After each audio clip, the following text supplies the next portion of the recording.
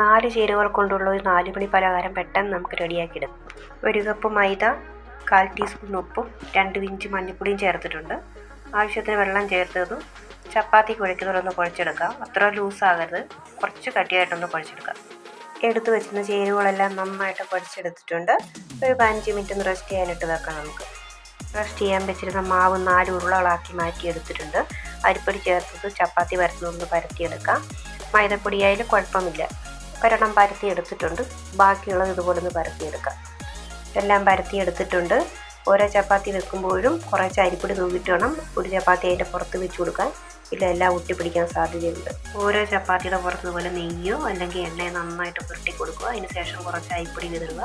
അങ്ങനെ 4 ചപ്പാത്തി ലെയറായിട്ട് നമുക്കൊന്ന് അടുക്കിയെടുക്കാം. അടുക്കിയെടുത്ത ചപ്പാത്തി വീണ്ടും നന്നായിട്ട് ഒന്നുകൂടെ പരത്തിയെടുത്തിട്ടുണ്ട്. ഈ 4 ചപ്പാത്തിയുടെ കരം പരത്തി വരുമ്പോൾ 2 ചപ്പാത്തിയുടെ കരവേ ആകാവുള്ളൂ. അതുപോലെ ഞാൻ പരത്തിയെടുത്തിട്ടുണ്ട്.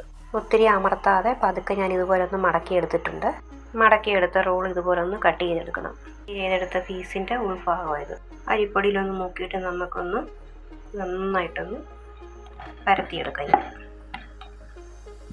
കട്ട് ചെയ്ത പീസെല്ലാം പരത്തിയെടുത്തിട്ടുണ്ട്. ചൂടായ എണ്ണയിലിട്ട് ഇനി വറുത്തെടുക്കാം. എല്ലാം വറുത്തെടുത്തിട്ടുണ്ട്. അതിനുശേഷം പഞ്ചസാരപ്പാനിക്കകത്ത് മുക്കിയെടുത്തിട്ടുണ്ട്. പഞ്ചസാരപ്പാനി 1 ഗ്ലാസ് വെള്ളം നല്ല തിളപ്പിച്ചിട്ട് 1/2 ഗ്ലാസ് പഞ്ചസാര ഇട്ട് പാനി കാച്ചിയതിന് ശേഷമാണ് മുക്കിയെടുത്തിരിക്കുന്നത്. എടുത്ത മടക്കെല്ലാം റെഡിയായി.